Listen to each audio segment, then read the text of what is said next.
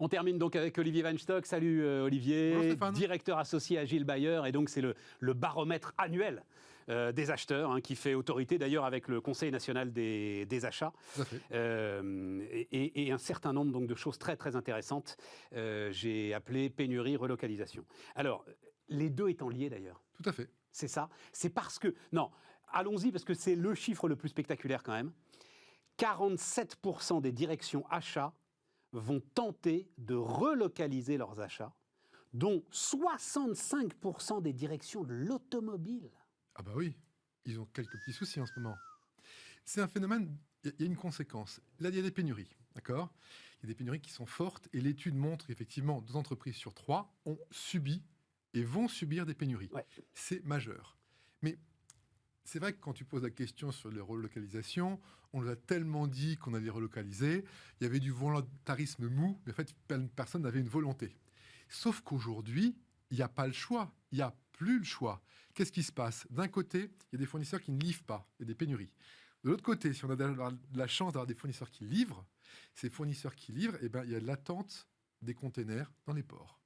Donc, il y a des produits qui ne sont plus livrés. Donc, il faut trouver des fournisseurs. Et donc, on va les trouver plus près. Alors, en France, en Europe, s'ils existent, mais en tout cas, on va trouver plus près. Juste un mot sur les pénuries, et on va voir d'ailleurs le graphe qui en atteste, qui sort de ton étude. Elles ont pris sur leur marge, les entreprises. Très Effectivement, clairement. voilà, très clairement. Donc les meilleures choses auront une fin à un moment, donc elles avaient pas mal de trésors pour pouvoir le faire, mais c'est sûr qu'il va y avoir répercussion sur les prix. C'est-à-dire, ce qu'a annoncé Ikea, par exemple, C'est ça. voilà, le plus 9% d'Ikea, c'est le début d'une vague qui est inévitable, Olivier. Et effectivement, Ikea a annoncé qu'ils allaient augmenter les prix, qu'ils ont encaissé, mais les prix augmentent. Mais c'est faramineux dans tous les domaines. Par exemple, le prix du beurre a pris 26% dans les 3 derniers mois. Enfin, tous les indices montrent que tout est en train de prendre. L'énergie a pris à peu près 25%. Packaging, tu dis dans ton étude là, le packaging, grosse tension sur le packaging. Oui, parce que le packaging, il vient en partie du bois. Ouais. Il y a des grosses tensions sur le bois aussi. Et ça touche tout. Le bois, ça peut être des produits des beaux produits qu'on a packaging, mais ça peut être la palette en bois. Il y a des clients aujourd'hui qui ont des problèmes parce qu'il manque de palettes en bois. C'est juste étonnant. Donc, 47% des directions achats vont tenter de relocaliser. Et alors, donc on va voir aussi quelques petits éléments, notamment le Made in France dans les critères d'attribution. Et alors, oui, celui qui m'a le plus surpris, c'est qu'en fait, il n'y a pas tant de contraintes que ça sur le Made in France. Si on peut nous mettre... Alors, donc vous voyez celui-là, considérez-vous le Made in France dans vos critères d'attribution, donc vous voyez bien l'évolution. Et puis celui d'après, surtout, Là, on est en train de dire que de plus en plus, voilà. le Made in France est un critère d'attribution de business. Et alors, regardez celui-là. Alors, il est un peu complexe à voir sur l'écran, donc faites-moi confiance. En deux secondes, on dit que la plus grosse contrainte pour acheter Made in France, c'est que les produits ne se trouvent plus en France. Voilà. Et c'est à 30%, alors que la contrainte de prix, c'est moins de la moitié. On disait, oh, le Made in France, c'est cher. Non, c'est surtout qu'on ne trouve plus les produits. Il y a des pans entiers. Oui, mais avez-vous des contraintes pour acheter d'une Made in France ? Tu as quand même, aujourd'hui, 48% des entreprises qui te disent non, en fait. Effectivement. Je trouve tout ce dont j'ai besoin en France. Oui, on est à 50%, une entreprise sur deux. Une entreprise sur deux. C'est ça. Ah ben, jamais j'aurais imaginé ça. Ah, effectivement, ce Je sera pas en pensais que c'était beaucoup électronique. plus important. Oui, ce sera pas en électronique. Alors après ça, l'idée, c'est que, comme disait ma grand-mère, les entreprises vont mettre tous les œufs dans le même panier. Donc, c'est une double source la plupart du temps. C'est-à-dire qu'elles ne vont pas acheter 100% en France ou en Europe. Cependant, elles vont être dans une logique où elles vont de plus en plus s'intéresser à des fournisseurs locaux ou européens.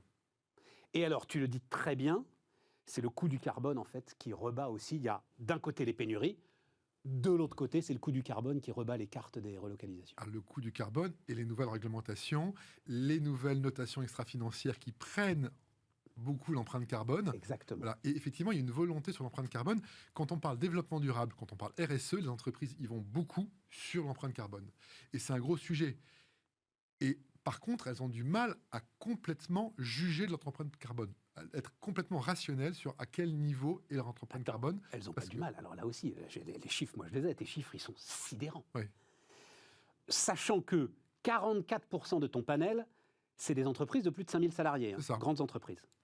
75% des directions achats ne connaissent pas l'empreinte carbone de leurs achats. 77% ne mesurent pas l'empreinte carbone de leurs fournisseurs. 40% des entreprises n'ont pas d'objectif en matière de réduction d'émissions. Je suis tombé de ma chaise, Olivier, devant. Alors effectivement, c'est plutôt les grosses entreprises qui y vont, et dans une logique assez étonnante où elles y vont plutôt, mais elles en n'y fait, vont pas, là. 75% des directions achats ne connaissent pas l'empreinte carbone de c'est leur deux choses achat. différentes. C'est pas parce que tu connais pas ton poids que tu n'es pas au régime. Et en fait, c'est ça la contrainte. C'est qu'en fait, il y en a 2 sur 3 qui ont une action sur l'empreinte carbone, mais il n'y en a qu'une sur 4 qui connaît précisément son empreinte carbone. Et c'est assez étonnant. Beaucoup avancent. Elles ont la démarche parce qu'elles sont obligées d'y aller, parce qu'il y a des notations extra financières, mais connaître réellement son empreinte carbone, c'est très compliqué, parce qu'il faut connaître les fournisseurs des fournisseurs. Donc c'est en train de se mettre en place. C'est une démarche, ils n'ont pas le choix. Il faut qu'ils y aillent.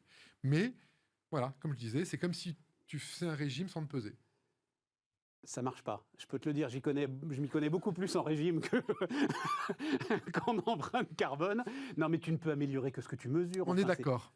On est d'accord. Mais en tout cas, la démarche, aujourd'hui, elle est comme ça. Elle est de dire qu'ils vont vers la réduction de l'empreinte carbone, mais ils ont du mal à tout mesurer. Mais c'est tellement compliqué de mesurer l'empreinte carbone. Oui, on peut dire que c'est tellement compliqué. En même temps, c'est pas si compliqué que ça. Mais encore, tenez d'ailleurs, allez voir sur les podcasts, les replays de Bismart. On a fait une émission passionnante avec 3 grands directeurs RSE, Elis, l'économie circulaire, Bouygues, on ne présente pas Bouygues, Interaction sur les data centers. On ne parle que de ça. Qu'est-ce qu'on mesure, comment on le mesure, à qui se fier, etc. Mais enfin, c'est quand même un choc de réel pour moi. 77% ne mesurent pas l'empreinte carbone de leurs fournisseurs. Je ne pensais pas que c'était aussi important, Olivier. Voilà. C'est un des grands mérites de ton panel annuel, d'ailleurs. C'est ça. C'est ce qui est en train de bouger. En ce moment, on est en train de voir qu'effectivement, ce sujet va évoluer, mais il a encore un niveau faible sur la mesure. Mais il y a une volonté d'aller sur le sujet, mais il n'y a pas le choix. Réduction de coûts reste quand même prioritaire. Alors, objectif premier des directions achats. Alors, il y a 2 façons de regarder le verre, à moitié plein, à moitié vide, mais je dirais plutôt que depuis 15 ans, c'est le chiffre le plus bas qu'on ait jamais enregistré. C'est vrai. Alors, évidemment, on pourrait dire que de toute façon, ils sont tellement focalisés aujourd'hui dans le fait d'être livrés que l'objectif de réduction de coûts, évidemment, il est moins important. Mais il n'a jamais été aussi faible, l'objectif de réduction de coûts.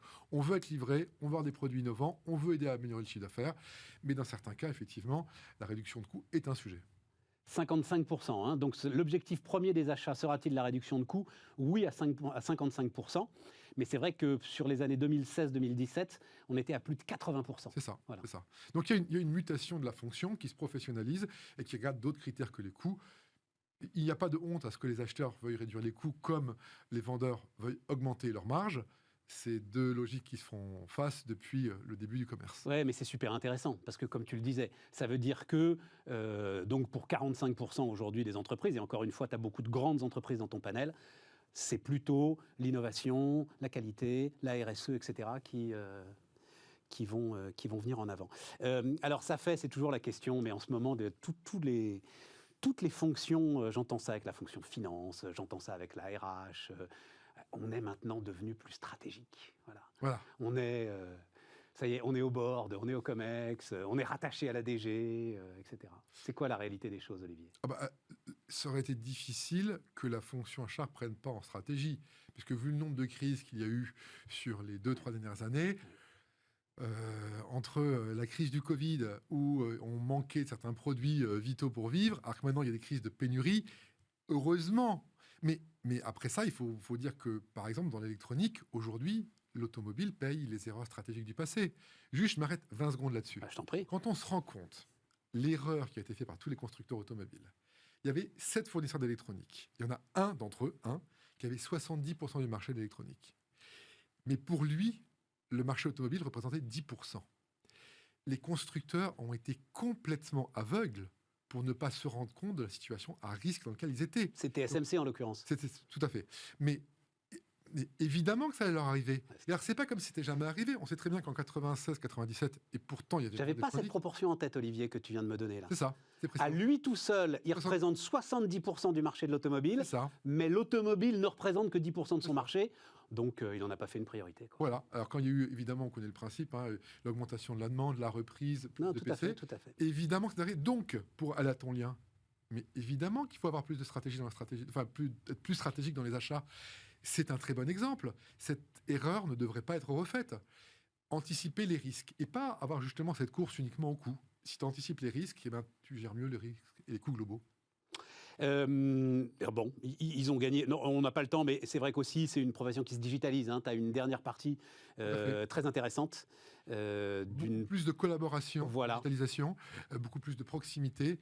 Et d'ailleurs, tu vois que les outils digitaux ne sont pas là pour réduire les coûts, pour négocier, mais pour s'améliorer dans la façon de travailler en collaboration, soit avec l'interne, soit avec l'externe. Mais juste d'un mot, ça aussi, c'est une transformation profonde, en fait.